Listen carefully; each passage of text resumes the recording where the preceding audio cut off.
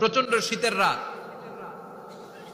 উনি মাগরিবের নামাজ এশারের নামাজ পড়ে একটা মসজিদে শুয়ে পড়লেন আর শুয়ে শুয়ে হাদিস পড়তেছেন। কি পড়তেছেন? কথা বলেন। আর মনে মনে ভাবলেন রাতটা মসজিদে কাটায় দেই, ফজরের নামাজ পড়ে আবার বেরোবো। কিন্তু দারোয়ান এসে বলে মসজিদে থাকতে পারবেন না, ওঠেন। দারোয়ান আছে না, কথা কন। আহমদ ইবনে হাম্বল বললেন আমি শুধু রাতটা থাকতে চাই, আমি তো ফজরেরও মুসল্লি, ফজর নামাজ পড়বো তো এই মসজিদে, আমার থাকতে দাও। দারোয়ান তো দেয় না, কেনা মসজিদে থাকার জায়গা না, যান মিয়া। উনি যে আহমদ ইবনে হাম্বল এটা চিনে নাই, থাকতে দেয়। কি করবে এখন? উনি কাঁথা গুছিয়ে হাদিসের কিতাব নিয়ে কাঁধের মধ্যে ব্যাগ নিয়ে মসজিদ থেকে বেরোয় গেলেন। কি আর করবেন, প্রচন্ড শীত আর কাঁপতেছেন, বুড়ো মানুষ। পথিমধ্যে দেখলেন বাজার, বাজার একজন খাব্বাস, শাবুন খাব্বাস, যুবক রুটি বিক্রেতা।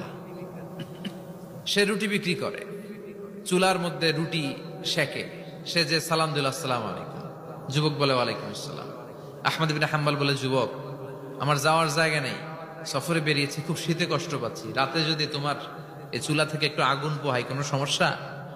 যুবক বলে না না সমস্যা না, আহলান ওয়া সাহলান, খোশ আমদেদ, আসেন আসেন, আপনি আগুন পোহাইলে আমার সমস্যা কি? সুবহানাল্লাহ পড়েন। আল্লাহ শুকরিয়া করে উনি বসলেন আর আগুন পোহাচ্ছেন। আর খেয়াল করলেন যুবক রুটি বানায় আর পরে আস্তাগফিরুল্লাহ, রুটির দলা বানায় পরে আস্তাগফিরুল্লাহ, খামির বানায় আর পরে আস্তাগফিরুল্লাহ, রুটি নিয়ে উনুনের ভিতরে চুলার ভিতরে সেকা দেয় আর পরে আস্তাগফিরুল্লাহ। দোকানদারের কাছে কেউ আসলেই সে রুটি দেয় আর পরে আস্তাগফিরুল্লাহ।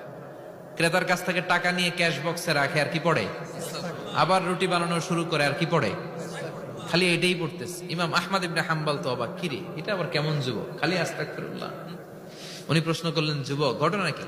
আসার পর থেকেই তোমার দেখতেছি তুমি রুটি বানাও, রুটি বিক্রি করো আর পড়ো আস্তাগফিরুল্লাহ, মালাকা ইয়া শাবাব। যুবক বলে আস্তাগফিরুল্লাহ আমার সবচেয়ে বেশি পছন্দের আমল, আমি সব সময় আঠার মতো ইস্তেগফারের সাথে লেগে থাকি আর সব সময় পড়তে থাকি আস্তাগফিরুল্লাহ, আর এর বদৌলতে আল্লাহ আমারে মুস্তাজাবুদ দাওয়া বানিয়ে দিয়েছে। সুবহানাল্লাহ। আহমদ ইবনে হাম্বল তো অবাক, আনতা মুস্তাজাবুদ দাওয়া, তুমি মুস্তাজাবুদ দাওয়া, রুটিওয়ালা। আমি এত বছর হাদিস পড়াই, আমিও তো মুস্তাজাবুদ দাওয়া না, আর তুমি রুটি বেচো বাজারে, তুমি মুস্তাজাবুদ দাওয়া, তুমি দোয়া করলে সব কবুল হয়ে যায়। যুবক বলে না আনা মুস্তাজাবুদ দাওয়া, আমি আমার জীবনে যত দোয়া করেছি কবুল করে নিয়েছে কে? আল্লাহ। সব দোয়া কবুল করে নিয়েছে আল্লাহ, একটা দোয়া ছাড়া। কয়টা? আহমদ ইবনে হাম্বলের কৌতূহল, কিউরিয়াসিটি আরো বেড়ে গেল। কি? সব দোয়া কবুল হয়েছে একটা দোয়া ছাড়া। মাযালিকা দুআ ইয়া শাব, কি সেই দোয়া?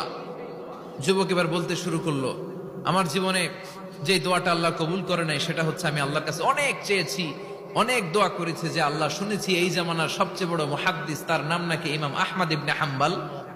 আল্লাহ তোমার কাছে আমার চাওয়া আমি যেন এই ইমাম আহমদ ইবনে হাম্বলের দেখে মরতে পারি, আমি যেন ইমাম আহমদ ইবনে হাম্বলের হাতে হাত রেখে মুসাফা করতে পারি আর তার কপালে একটা চুমু এঁকে দিতে পারি।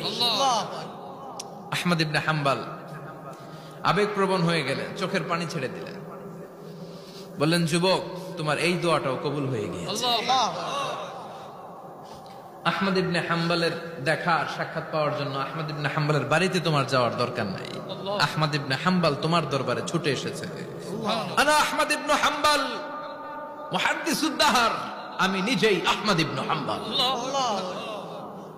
যুবক চোখের পানি ছেড়ে দেয়, আহমদ ইবনে হাম্বল চোখের পানি ছেড়ে দেয়।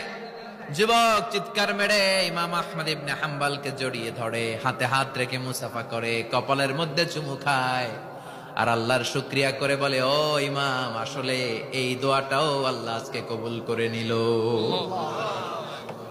বিশ্বাস হয় সবসময় ইস্তেগফার পড়লে আপনার দোয়াগুলোর এইভাবে কবুল করে নিবে কে? এই পাঁচটা জিনিস পাবেন সবসময় যদি ইস্তেগফারের সাথে লেগে থাকেন। রাজি আছেন তো?